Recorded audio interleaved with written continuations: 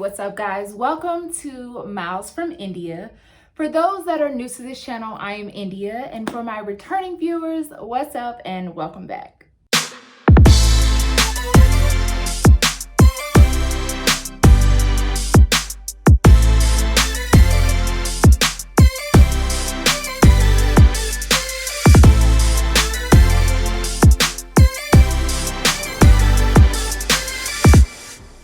Today's episode, I am going to be talking about 10 different hacks that runners need to kind of use to help them to get through this summer heat and just runs, because we all know it's hot as HE double hockey sticks outside, and especially here in Atlanta, and we just want to ensure that we are doing whatever it takes to kind of help us get through this heat wave. Of course, I have my Hot Atlanta shirt on because clearly, you know what they say for here in Atlanta: heat, hills, and humidity. Hot Atlanta is an amazing race this here in Atlanta, and literally it's a half marathon and a 5K. It's dead smack in the middle of the heat. It is in June, and it's one of those things where it's one of those races where you know it's going to be brutal and you know it's going to be hot, but you just absolutely love it. These tips or hacks, whatever you want to call them, are just things that are going to be helpful for you as a runner, things that I use, kind of like your DIY kind of tips and tricks that kind of get you through this process, because we all know that running in the hot and the heat in the summer is totally different than running in the winter months. You get totally different issues, i.e. chafing, excessive sweat, smellier clothes and shoes. So let's get into these hacks. All right, so number one, and this is something that a lot of people obviously know already, but you know, it just depends on the type of person that you are. So get up early in the morning to do your runs before the heat and humidity excessively rises. It's a huge deal here in Atlanta. So of course, a lot of times when I wake up in the morning, it's already 75, almost 80 degrees outside. The humidity is doggone near 100, and you just can't get away from it. So of course, yes, you're gonna sweat on your runs. It's going to be a long run because of the heat and humidity, but at the end of the day, it's better than running in 85 and 90 degree weather. You definitely don't want to do that. It is 6:51. It is 6:51, so I'm going to try to get a couple miles in this morning before it gets too hot outside. So if you follow me on social media, you will see that I actually run sometimes in the morning, like I did today, the day that I'm recording this video, which was a struggle, but I was glad that I got it done. Clearly, I am soaked. 3 miles though, early morning, a little bit after 7. But I also run in the evening. Sometimes when it's closer to the time for the sun to go down, the humidity may be still high, but the heat is not there, and you are actually getting a lot of just kind of like not as much as sun beaming straight on you. So you want to ensure that you are doing that. Also, find trails that actually are shaded. I know that sometimes when I go to Silver Comet, I love that for my longer run, Silver Comet Trail, because it's actually shaded a little bit and it's not direct sun beaming on you, but you can't get away from the humidity. All right, so this may be a little TMI for the guys that are watching for me, but I have something for you as well. So before I head out on my runs, especially when they are longer runs, and I know that I'm going to be kind of out and really sweating a lot, I try to ensure that I put on chafing cream in those areas that you know skin is gonna rub. So for my ladies, in between here, underneath, under the cheeks, in between some private areas. And you know, it just helps to kind of moisturize and hydrate those areas so that the skin and the sweat is you're not rubbing against, and then it causes it to be chafing. So some of the chafing creams that I like to use is Body Glide, and this one is for her. So you can put it in those little private areas that you may not want to put other items. And then I just recently got turned on to MedZone, and I probably will do like a a little review on chafing creams because I have a couple different ones. So I have this one, and then I also have squirrel nut butter that is on the way to me, so I can actually do a review on that. Now this one is a cute little body glide that you can actually take and tote in your water bottle container or in your spy belt pack. And this you can actually take with you if you feel like you're getting some chafing in a particular area. I should have said this way before I said anything about chafing, but please y'all remember, wear moisture wicking clothes. So for Nike people, your dry fit clothes, your clothes that are going to let you breathe, however it is not going to hold on to the moisture. So the other thing to that is no cotton. So for my new runners, wearing cotton during the winter or summertime just is not good for your skin and not good for your body. It can be heavy and it's just not a good look. So no cotton. All right guys, so I'm done with that part, the little TMI, but I'm sure y'all have chafing too.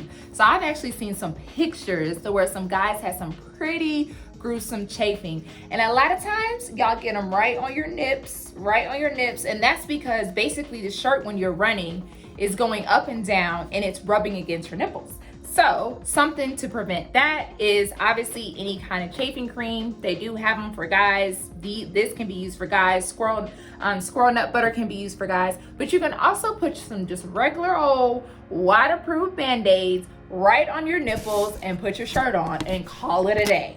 Now, I know it sounds like it hurts when you take them off, but trust and believe, just get in the shower, take them off, man up, and rip the doggone band-aids off. Trust and believe, you will prefer to take the band-aids off than the feeling that you have if you get chafing on your nipples, because that shit hurts.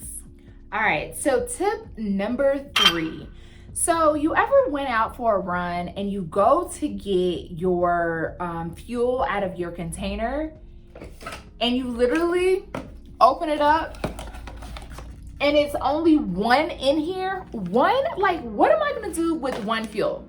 Clearly one fuel. So for your short runs, you might be good, but for your long runs, you may not be. So something that I like to do is actually pack it, and this is something that you can do if you forget to go to the store, is to grab some good old gummy bears.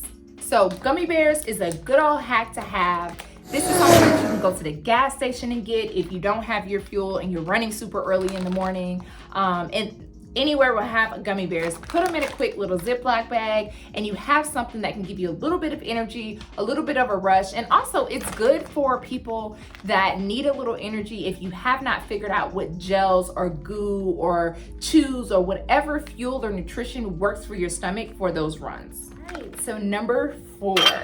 So of course, if you watch my video about the must-need items when I go on a run, my water bottle is one of them. Now, of course, this bottle is insulated, but however, of course, once you put your hand on it and you don't have anything around it, what's gonna happen is that ice melts super quick. So a little hack that you can do is to have a towel wrapped around with a rubber band, and that helps to keep it insulated, and you can still put your hand through, and hell, you can use the towel to wipe your head off because you know it's going to be a lot of sweat. So it's kind of a 2-in-1 trick. Oh, and then you can drop your good old body glide, travel size body glide right in here, and you're good to go. This is going to be tip number 5. Now, if you are a sweaty monster like me, I am very nervous about my phone actually getting just drenched. Now, I do have an iPhone. However, it's one of those things that you want to ensure that it's not, you don't want it to get damaged, especially if your phone is not waterproof. So something that I do is I actually use either a Ziploc bag to tuck my phone in, zip it up and have it on me and tuck it into my spy belt, or I like to use a koala clip. Here it is here.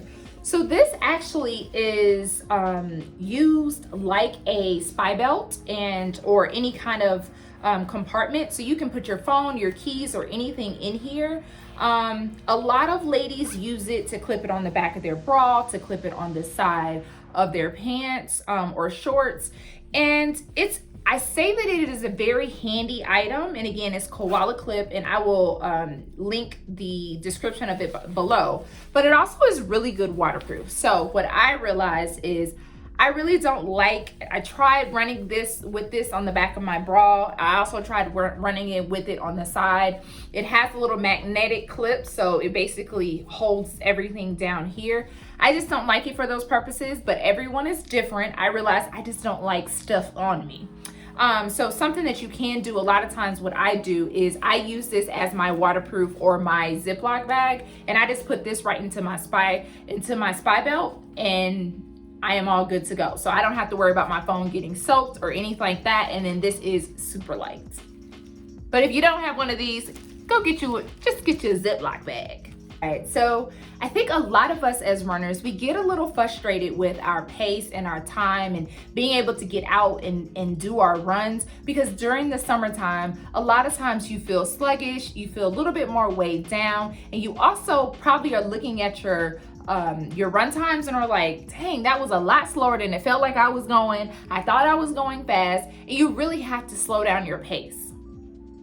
So just to tell you guys, it's okay to slow down your pace. You are still amazing. You are still amazing. Just slow your pace down. You know, they say that if it's 75 to 80 degrees, you literally should be going 30 to 45 seconds slower than your usual pace. So at the end of the day, for me, if I am running 12, 13-minute miles, you know what? I'm rolling with it because I rather to live and not have heat stroke out in this mug than to be trying to bust out these paces, and I am struggling because of the heat and the humidity and just kind of everything that happens during the summertime. Your body just really goes through a shift. So slow your pace down. 30 to 45 seconds slower than what you usually do, and it's totally fine, and actually is good for training. Another piece when I talk about slowing down is something called intervals. So I know for me, I like to run intervals at time, and that's walk, run. So my Garmin actually allows me to set my intervals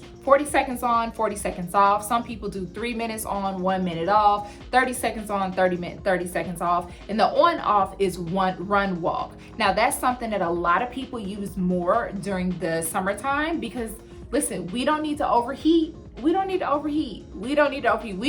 just like a car. We don't need to overheat by any means. So if you need to slow that pace down from 30 to 45 seconds per mile, but also do some walk run intervals, get it in, do it. You're still running and no one is judging you for it.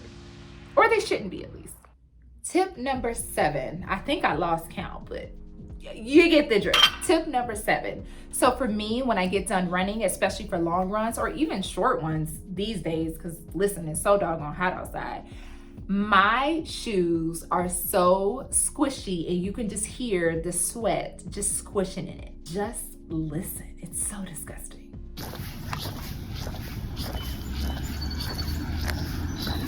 Do y'all hear that sloshing?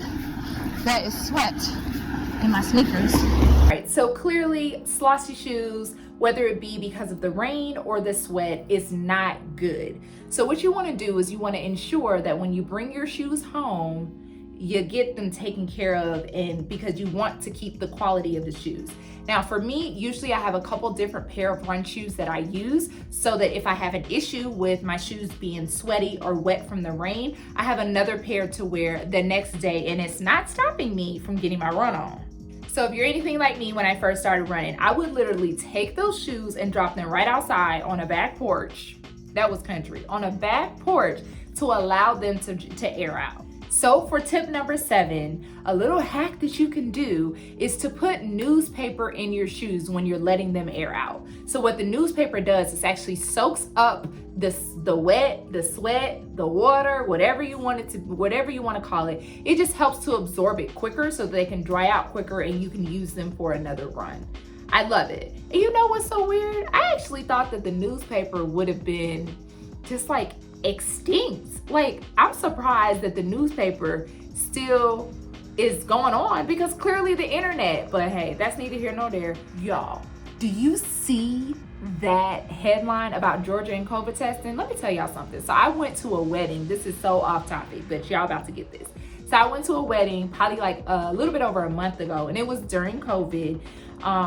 And we did social distancing, wearing a mask and all that. But of course, afterwards, I was hella paranoid about just my status. I didn't want to be given, passing COVID around. I was feeling 100% fine and nothing had changed. But I wanted to get tested just in case. I made an appointment for 10 o'clock to go get COVID testing. Y'all, I get to that line and it was so ridiculous. Like, the line was ridiculous. And I was in line from 10 until 4 o'clock getting a COVID test. And thank God I was negative. But why?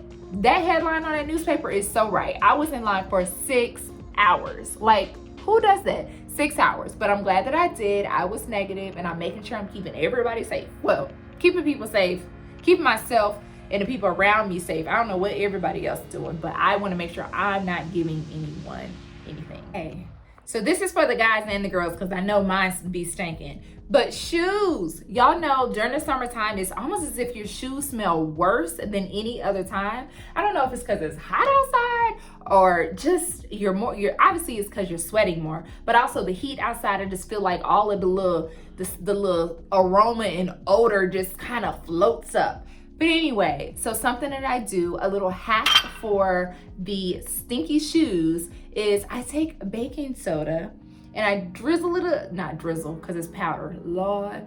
I take it and I dash it into, I use a generous amount of baking soda, put it in a napkin, tie it up, and drop it in my shoes. Now I do that after they have kind of dried out from the, with the newspaper. I do that after the fact.